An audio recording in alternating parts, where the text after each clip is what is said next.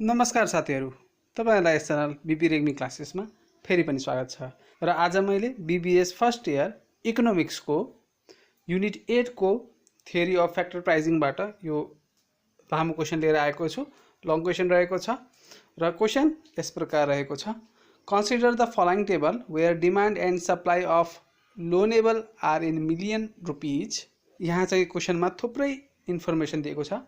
Rate of interest percentage में दिए हैन 65432। त्यस्तै गरी डिमान्डेड अफ लोनेबल फंड्स में consumption demand, investment demand, hoarding demand भनेर थुप्रै दिएको छ। 5, 10, 15, 20, 25 इन्वेस्टमेंट डिमांड आई ले डिनोट गरेको छ। 10, 15, 20, 25, 30 दिएको छ। त्यस्तै गरी होर्डिंग डिमांड एच भनेर 15, 20, 25, 30, 35 दिएको छ। टोटल डिमांड डीएल चाहिँ खाली छ, यो पक्कै पनि हामीले भर्नु पर्ने छ। र अर्को के दिएको छ भने supply of loanable fund SL जुन हामीले डिनोट गरिन्छ 80, 70, 60, 50, 40 ले यहाँ दिएको छ। यहाँ दिएको छ र भनेको छ complete the table. Complete the table भनेपछि टोटल डिमान्ड डीएल हामीले यहाँ भर्नुपर्ने छ। र यसको सुरुको त एकदमै सजिलो छ। टोटल डिमान्ड भनेको यो हाम्रो C plus I plus H हो। सो सबै जोड्ने हो अनि राखिदिने हो। र बी हामीले ग्राफ बनाउनु पर्ने हुन्छ। यो कसरी बनाउने हामी अहिले हेरिहाल्ने छौं। सो सबभन्दा पहिला ए नम्बरको गरौँ।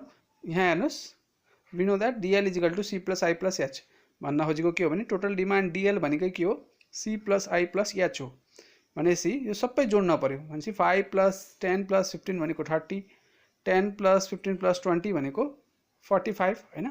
त्यसैगरी 15 plus 20 plus 25 यो सबै जोड्दाखेरि 60, 20 plus 25 plus 30 भनेको 75, त्यसैगरी 25 plus 30 plus 35 भनेको टोटल गर्दाखेरि 90 आयो। सो यसरी चाहिँ हामीले जुन जो पहिलो ठाउँ खाली छोडेको थियो त्यो टोटल डिमान्ड निकाल्न भनेको थियो त्यो हामीले सजिलै निकाल्यौं। एउटा फर्मुला मात्रै हामीले दिन पर्यो। कुन त भन्दाखेरि total demand is equal to consumption demand plus investment demand plus hoarding demand. So DL is equal to C plus I plus H. यो फर्मुला दिनुभयो भने सजिलै तपाईले गर्न सक्नुहुन्छ। र अब हामी बी नम्बरमा के सोधेको छ त्यो हेरौं। बी नम्बरमा सोधेको छ graph consumption demand, investment demand, hoarding demand, total demand and supply of loanable fund. हेर्नुस् थुप्रै कुराहरुको यहाँ चाहिँ ग्राफ बनाउन भनेको छ। कसको त कन्ज्युम्सन डिमान्डको ग्राफ बनाउन भनेको छ, इन्वेस्टमेन्ट डिमान्ड, होर्डिङ डिमान्ड अनि त्यस्तै गरी total demand, supply of loanable funds. यो सबै जुन यहाँ 5 वटा कुराहरु दिएको छ यो सबैको ग्राफ बनाऊ भनेको छ। सो अब चाहिँ हामीले ग्राफ बनाउँछ र यहाँ रेट अफ इन्ट्रेस्ट पनि दिएको छ 65432 यो दिएको छ।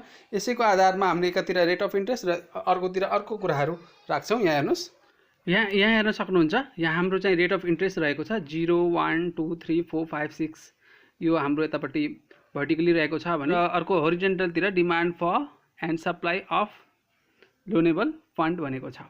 सो अब हामीले सबै 5 वटा कुराको बनाउनु चाहिँ यहाँ हेर्नुस् 5 वटा लाइन बनेका छन्। अब यो कसरी लाइन बनेका छन् यहाँ हेर्नुस्। सबभन्दा पहिला म तपाईलाई यो कन्ज्युम्सन डिमान्ड यो जुन यो लाइन बनेको छ यो कसरी बन्यो त्यतातिर जान चाहन्छु। सो कन्ज्युम्सन डिमान्ड हेर्नुस्।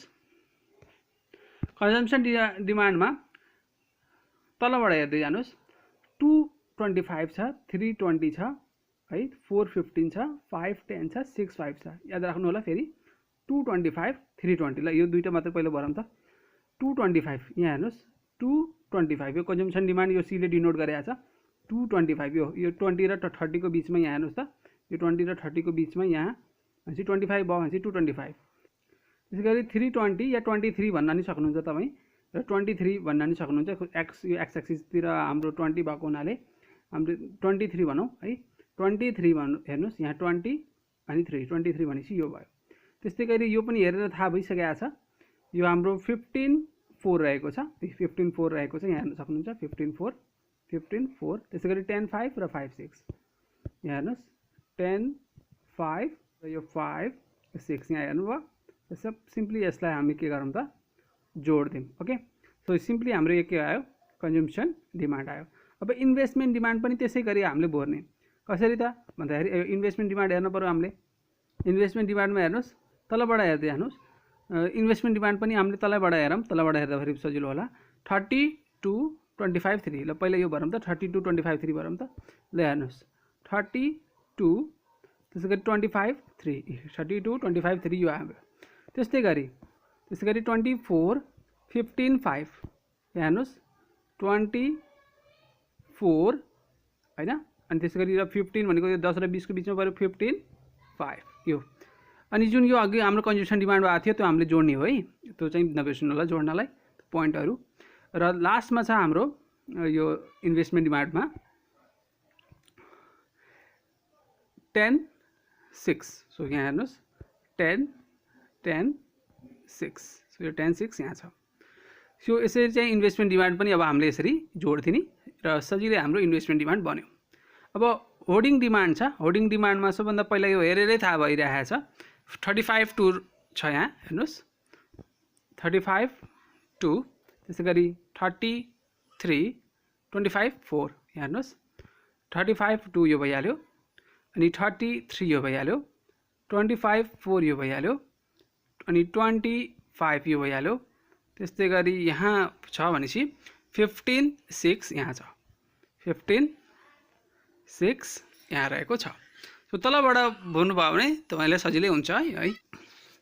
अब यस्तै गरी टोटल डिमान्ड हेर्नुहोस् डिएल को लागि हामीले हेर्नु पर्यो, तलैबाट जाउँ यसको पनि 90 टु 75 3 डिएल को लागि है 90 टु 75 3 92। सो 92 यो हो, 92 यो हो, 75 3 75 भनेपछि यो 70 र 80 को बिचमा यो 75 3 3 यहाँ हेर्नुहोस् 75 3 ठ्याक्क छ 75 3 हैन। अनि त्यस्तै गरी 64 45 5 64 अब हेर्नु त 64 र त्यस्तै गरी 45 5 र लास्ट हाम्रो के रहेको छ 36। सो यहाँ हेर्नुहोस् 36 यो यसरी र यसरी यो लाइन हामीले जोड्दिने ओके। र यसरी चाहिँ हाम्रो यो टोटल डिमान्ड डिएल को लाइन बन्यो। र अब त्यस्तै गरी हाम्रो लास्ट रहेको छ supply of loanable funds SL को अब एउटा लाइन बन्छ। यसको पनि तलैबाट हेरौँ 40 टु 53 ल 40 टु 53 हेरौँ 40 टु 42 हेर्नुहोस् त 42 53 त्यसै गरी 64 यहाँ हेर्नुहोस् 64 त्यसै गरी 75 86। सो 75 हेर्नुहोस् त 70 75 5 75 र 86 यो भयो। सो यो दुईटा लाइन हामी जोड्दियौँ। सो यो दुईटा लाइन कहाँ गएर काट्यो त भन्दाखेरि रेट अफ इन्ट्रेस्ट 4 र यहाँबाट एउटा परपेन्डिकुलर तान्यो भने 60 मा गएर काटिएको छ। यो सो यहीसँग रिलेटेड हाम्रो क्वेसन नम्बर सी छ र आशा छ यो चाहिँ बी नम्बरको तपाईले बुझिराख्नु भएको छ, सबै केही पनि छैन, त्यो लाइन बनाउने मात्रै हो 5 वटा कुराको। र अब चाहिँ यहाँ हेर्नुहोस् र सी मा सोधेको छ what is the equilibrium rate of interest and amount of loanable fund. अब इक्विलिब्रियम कहाँ हुन्छ त भन्दाखेरि जहाँ हाम्रो इन्टरसेक्सन पोइन्ट हुन्छ त्यही हुन्छ भनेपछि रेट अफ इन्ट्रेस्टमा 4 छ र यतापट्टि हाम्रो demand and supply of loanable फन्डमा 60 छ भनेपछि हामीले सजिलै भन्न पाउँछौँ the equilibrium rate of interest is determined at a point where DL is equal to SL. हेर्नुहोस् त यहाँ हेर्नुहोस् त डिएल र एसएल कहाँ इन्टरसेक्ट भएको छ त भन्दाखेरि 60 र 4 मा इन्टरसेक्ट भएको छ भनेपछि हामी भन्छौँ अब as shown in the above table and diagram equilibrium rate of interest is 4%। यहाँ हेर्नुहोस् त रेट अफ इन्ट्रेस्ट कतिमा 4 मा and the equilibrium amount of loanable fund is ₹60 million र equilibrium amount of loanable fund कति त 60 मिलियन। हेर्नुहोस् त equilibrium amount of fund is 60 million.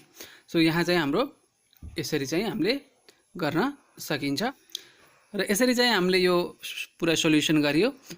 र क्वेसन यस प्रकार रहेको छ consider the following table L 0 1 2 3 4 5 दिएको छ र क्यू 0 10 80 यो दिएको छ, जहाँ एल भनेको के हो, एल भनेको number of worker hired per day the only variable input र क्यू भनेको के हो त भन्दाखेरि Q is the quantity of the commodity produce per day and the price per unit of the product is given as ₹5 which is constant भनेर भनेको छ। So यहाँ एल र क्यू दिएको छ, जहाँ एल भनेको number of workers hired per day हो र क्यू भनेको quantity of the commodity produce per day है, र price per unit of the product is given ₹5 र price per unit of the product कति दिएको छ 5 दिएको छ। र के निकाल्न भनेको छ marginal revenue product of labour, marginal revenue product of labour निकाल्न भनेको छ 1 नम्बरमा। दोस्रोमा how many worker per day will the firm hire if the wage rate is ₹40 per day, ₹30 per day. भनेपछि अब 40 रुपियाँ प्रतिदिन दिँदाखेरि कति मान्छेलाई हायर गरिन्छ हैन, त कति वर्करलाई हायर गरिन्छ, त्यस्तै गरी 30 रुपियाँ दिँदाखेरि कतिजना वर्कर हायर हुन्छन्। र सी नम्बरमा सोधेको छ what is the firm's demand curve for labour, what is the firm's demand curve for labour भनेर सोधेको छ। सो सबभन्दा पहिला हामी क्वेसन नम्बर ए मा हेरौँ।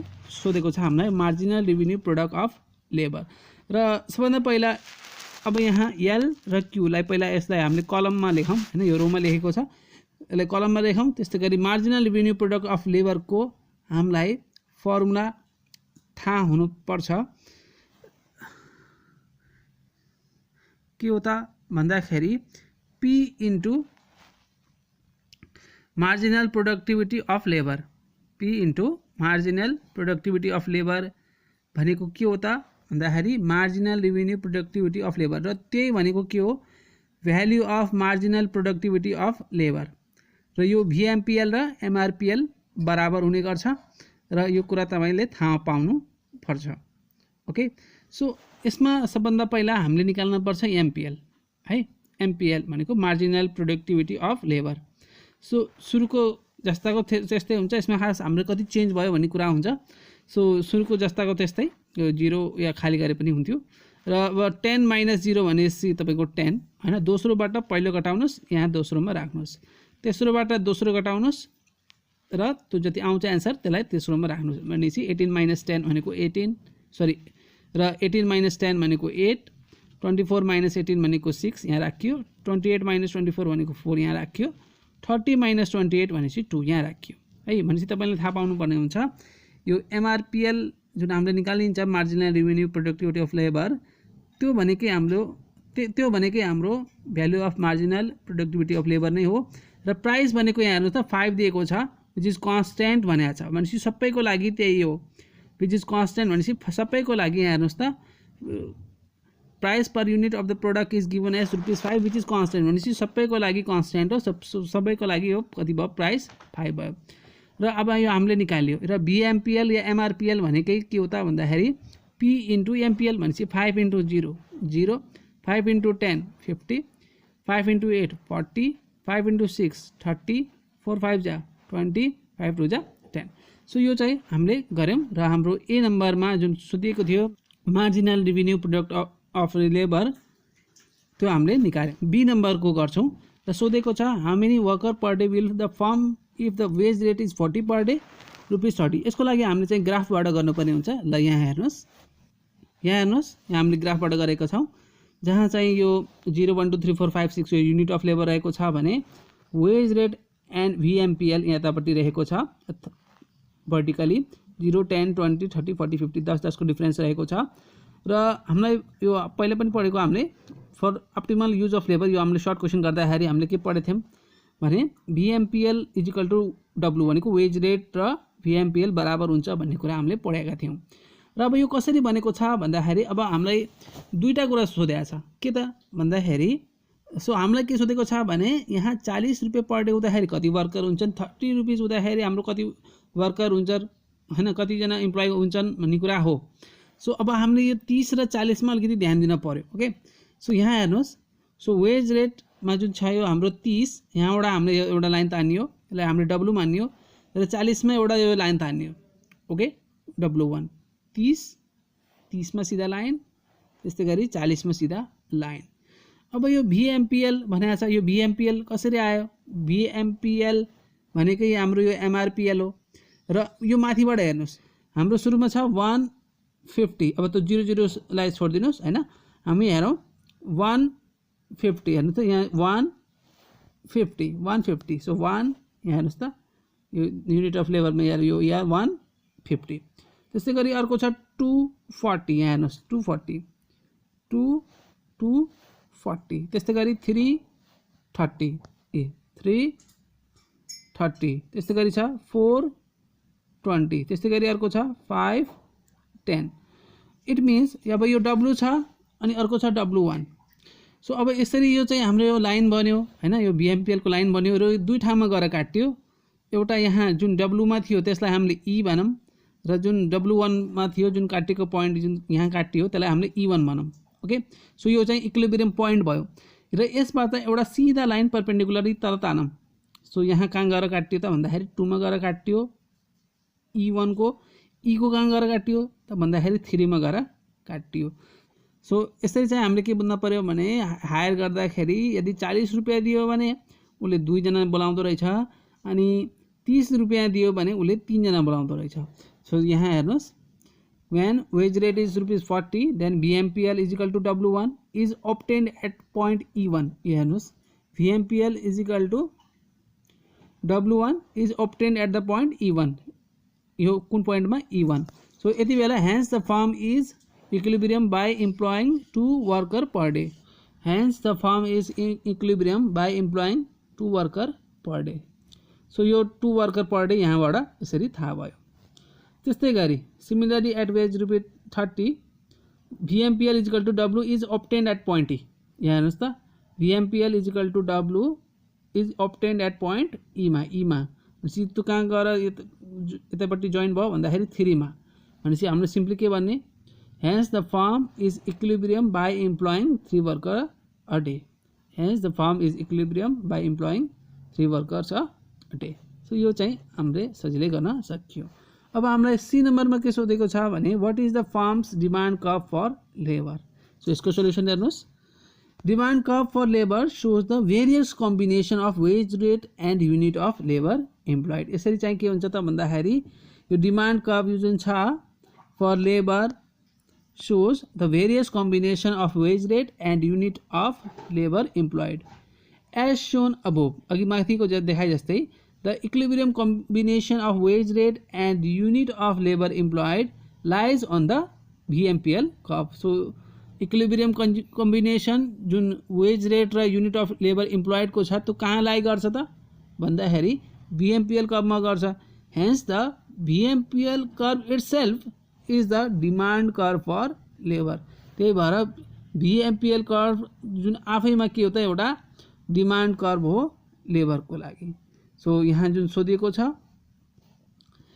What is the firm's demand curve for labour भन्दाखेरि डिमान्ड कर्व फर लेबर भनेपछि हामीले के हो त भन्दाखेरि द VMPL कर्व इटसेल्फ आफैमा के हो त डिमान्ड कर्व हो लेबरको लागि।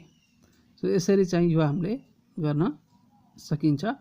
If actual earning is 10,000 and transfer earning is 7,000 what will be economic rent।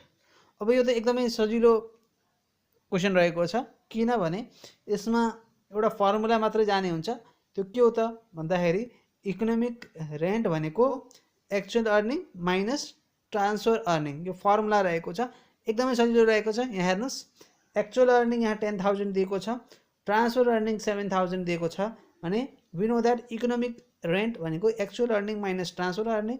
Actual earning भनेको 10,000, ट्रान्सफर अर्निङ भनेको 7,000, 10,000 माइनस 7,000 भनेको तपाईँको आन्सर आयो 3,000। यो तपाईँहरूको फर्मुला तपाईँहरूले पढ्नुहुन्छ भनेर पनि यो क्वेसन मैले ल्याएँ। अब हामी सेकेन्ड नम्बरमा जाउँ। सेकेन्ड नम्बरमा क्वेसनमा भनेको छ let us suppose marginal product of labour is 10 unit and price of the product is ₹20। Calculate value of marginal product of labour and wage rate. भनेपछि यो क्वेसनमा के दिएको छ, मार्जिनल प्रोडक्ट अफ लेबर भनेको 10 युनिट दिएको छ, प्राइस अफ प्रोडक्ट भनेको ₹20 दिएको छ, के निकाल्न भनेको छ मार्जिनल प्रोडक्ट अफ लेबर र वेज रेट। भनेपछि एकदमै सजिलो रहेको छ, यहाँ हेर्न सक्नुहुन्छ। मार्जिनल प्रोडक्ट अफ लेबर भनेको MPL भन्छ यसलाई, इज इक्वल टु 10 युनिट्स यहाँ दिएको छ। प्राइस अफ द प्रोडक्ट यो ₹20 यहाँ दिएको छ। र हामीलाई सुरुमा सोधेको छ value of marginal product of labour. भनेपछि हामीलाई थाहा छ value of marginal product of labour VMPL is equal to MPL into PX है। MPL भनेको मार्जिनल प्रोडक्ट अफ लेबर र PX भनेको यो price of product. So MPL भनेको 10, PX भनेको 20, 10 इन्टु 20 भनेको 200। र हामीलाई अर्को कुरा पनि के थाहा हुनुपर्छ भने वेज रेट भनेको W र W भनेको पनि के नै हो त भन्दाखेरि VMPL नै हो र वेज रेट पनि हाम्रो कति आयो त भन्दाखेरि 200 नै हुन्छ। ओके। सो यहाँ value of marginal productivity of labour पनि 200 आयो र वेज रेट अर्थात् डब्लु इजिकल टु भिएमपिएल पनि 200 नै हुन्छ, किनभने वेज रेट र value of marginal productivity of labour बराबर हुन्छ। आशा छ तपाईँहरूले बुझ्नुभयो होला। यसरी हामीलाई के थाहा हुन्छ भने हामीले यो फर्मुला मेन जान्न पर्यो। Value of marginal productivity of labour भनेको एमपिएल इन्टु पिएक्स है। यो फर्मुला चाहिँ तपाईँले थाहा राख्नु होला र अर्को यो वेज रेटको कुरा थाहा पाउनु होला, वेज रेट र भिएमपिएल बराबर हुन्छ भनेर। र अब हामी क्वेसन नम्बर 3 मा जाउँ। क्वेसन नम्बर 3 मा भनेको छ from the following income statement find the accounting profit and economic profit, जहाँ टोटल रेभिन्यू 80,000 दिएको छ, कोस्ट अफ अनर्स टाइम भनेको 25,000 दिएको छ, cost of raw material labour and electricity 50,000 दिएको छ। सो यो तीनटा कुरा दिएको छ र हामीलाई निकाल्न भनेको छ एकाउन्टिङ प्रॉफिट र इकोनोमिक प्रॉफिट। यो दुईटा कुरा हामीलाई निकाल्न भनेको छ। तीनटा कुरा दिएको छ, दुईटा कुरा निकाल्न भनेको छ भने यहाँ हामीलाई के थाहा हुनुपर्छ भन्दाखेरि एकाउन्टिङ प्रॉफिट र इकोनोमिक प्रॉफिटको फर्मुला र सिम्पली एकाउन्टिङ प्रॉफिटको फर्मुला हो, एकाउन्टिङ प्रॉफिटलाई हाम्रो यो बिजनेस प्रॉफिट पनि भनिन्छ, total revenue minus explicit cost. अब भन्नु होला तपाईहरुले एक्सप्लिसिट कोस्ट भनेर यो के हो त, र एक्चुअली यहाँ हेर्न सक्नुहुन्छ यसको एक्ज्याक्ट डेफिनेसनको लागि। यहाँ हेर्न सक्नुहुन्छ एक्सप्लिसिट कोस्ट भनेको के हो, the sum of direct cash payment by the firm to the factor of production involved in the production of product। So अब यहाँ हेर्न सक्नुहुन्छ हाम्रो एकाउन्टिङ प्रॉफिट भनेपछि बिजनेस प्रॉफिट मैले भनिसकेँ, total revenue minus explicit cost. Total revenue भयो, explicit cost भनेकै के हो त भन्दाखेरि र cost of raw material labour and electricity, यसैलाई हामीले भन्छौँ एक्सप्लिसिट कोस्ट। र यो 80,000 माइनस 50,000 भनेको 30,000 भयो। र अब हामीलाई सोधेको छ इकोनोमिक प्रॉफिट, र इकोनोमिक प्रॉफिटको फर्मुला सिम्पली रहेको छ total revenue minus implicit cost minus explicit cost. अब यो इम्प्लिसिट कोस्ट भनेको के हो त, एकचोटि यहाँ हेर्नु होला इम्प्लिसिट कोस्टको डेफिनेसन। यहाँ सबभन्दा लास्टमा हेर्न सक्नुहुन्छ इम्प्लिसिट कोस्टको definition, the cost of all those resources which are under the ownership of a firm or producer or entrepreneur and used for production of goods and service, or the cost of self-owned or self-employed resources। भनेपछि simply यो implicit cost भनेको के रहेछ त भन्दाखेरि जुन चाहिँ इन्टरप्रेन्योर या ownership जुन त्यो मालिकको कन्ट्रोलमा रहन्छ त्यही कोस्टलाई हामीले के भने त भन्दाखेरि इम्प्लिसिट कोस्ट भन्नुपर्छ भनेर बुझ्नुपर्छ। ओके, सो यो कुरा तपाईले थाहा पाउनु होला। र यहाँ पनि त्यही भनेको छ कोस्ट अफ अनर्स टाइम भनेको यो चाहिँ तपाईको मालिकको नियन्त्रणमा रहेको पैसा हो र यसैलाई हामीले के भन्छौँ त भन्दाखेरि इम्प्लिसिट कोस्ट।